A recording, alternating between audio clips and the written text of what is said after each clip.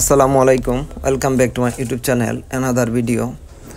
আজকাল প্রায় বেশিরভাগ ফোনেই একটা সমস্যা হচ্ছে কি অটোমেটিকলি শাটডাউন হয় আবার অন হয়। এই ধরনের সমস্যার জন্য একটি C11 ফোন আসছে আমার কাছে। তো অবশ্যই না টেনে পুরো ভিডিওটি দেখবেন। তো যে কোনো ফোন আপনারা আমি যে সিস্টেমে কাজ করছি এই সিস্টেমে আপনারা অনুসরণ করে যে কোনো ফোন অনায়াসে এই সমস্যা সলভ করতে পারবেন। খুবই আলতোভাবে ওই টুইজারের পিন যাতে ব্যাটারির মধ্যে না লাগে, ব্যাটারির মধ্যে যদি কোনো রকমের লিক হয়ে যায় তাহলে কিন্তু অনেক সমস্যা হয় অনেক সময়।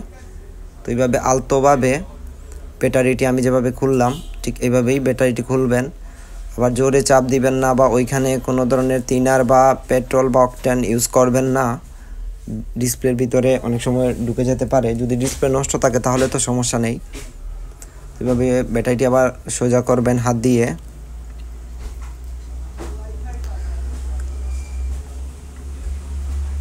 এখন ব্যাটারির সার্কিটের আপনার ওই সার্কিটের ইয়েটা খুলবেন, পলিথিনটা আমি যেভাবে খুলছি ঠিক ওইভাবে খুলবেন।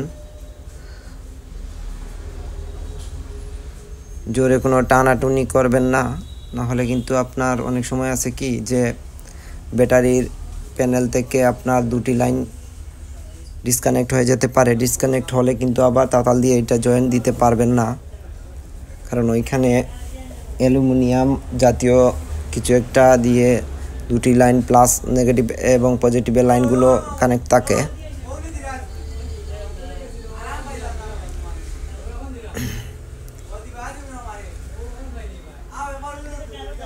এই যে বর্তমানে যেটা দেখছেন এটা হচ্ছে জাস্ট একটা ফিউজ। অনেকে মনে করে যে এটা রেজিস্ট্যান্ট, এটা কোনো রেজিস্ট্যান্ট না, এটা ফিউজের মতো কাজ করে। অল্প একটু রেজিস্ট্যান্টের মতো অল্প একটু ভোল্টেজকে ড্রপিং করে, যাতে ফোনের অন্য কোনো জায়গায় শর্ট হলে ওইটা চলে যায়, সেজন্য এটা ব্যাটারির মধ্যে দেওয়া থাকে।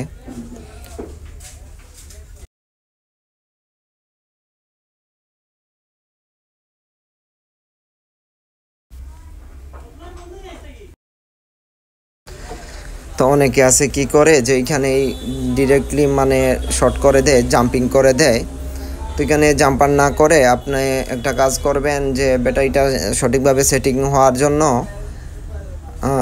ওই হটগান দিয়ে 300 ডিগ্রি সেলসিয়াস তাপমাত্রা টেম্পারেচার দিয়ে আপনারা কি করবেন যে ওই ফিউজটি খুলে নেবেন।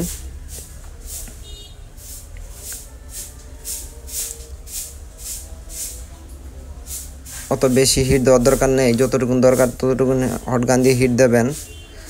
তো খুলে গেছে এটা খুলে যাওয়ার পরে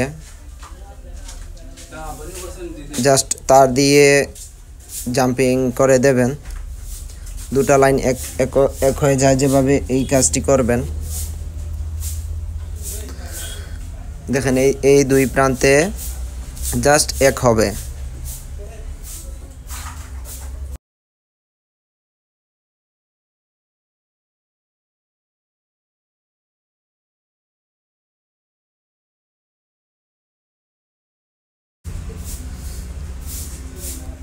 তো আমি তাতাল হিট দিয়েছি, দেওয়ার পরে এখান থেকে আমি জাস্ট জাম্পারিং করে দিচ্ছি।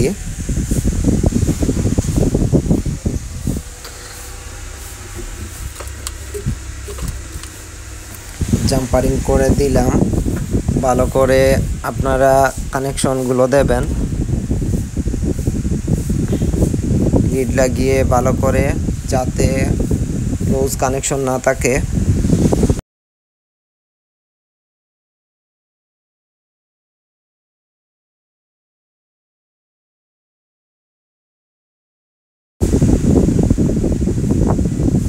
তারপরে আপনারা প্লাস দিয়ে কেটে দেবেন বাকি অংশটা, যাতে কোনো রকমের কোনো শর্ট না হয় বা অন্য কোনো প্রান্তে যাতে লেগে না যায়। দেখেন লক্ষ্য করে আমি যেভাবে কাজ করেছি ঠিক ওইভাবেই আপনারা কাজটি করবেন।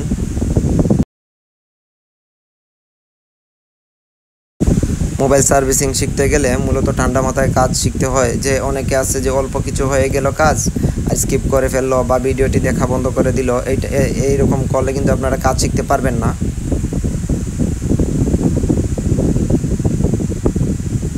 এখানে সাদা টেপ আছে বা আপনার ওই আমরা অনেক সময় ব্যান্ডেজ টেপ যেগুলো আমরা দিয়ে থাকি ওইগুলা টেপ দিয়ে একটু লাগিয়ে দেবেন, কারণ বডির সাথে অনেক সময় আছে পজিটিভ লাইন এক হয়ে যায়, তো এখানে রিক্স রাখাটা ঠিক হবে না। আমি একটু কস টেপ কেটে নিয়েছি যাতে দুটি লাইন বডির সাথে না লাগে।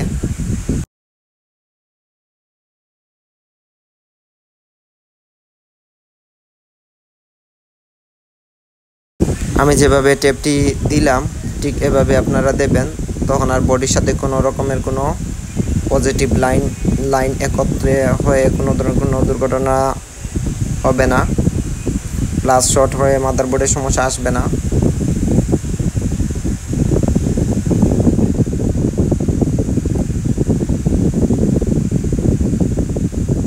দেখছেন কাজটি কিন্তু হয়ে গেছে। এখন কখনো আর রিস্টার্ট হবে না অটোমেটিক বা অটোমেটিক শাটডাউন হবে না।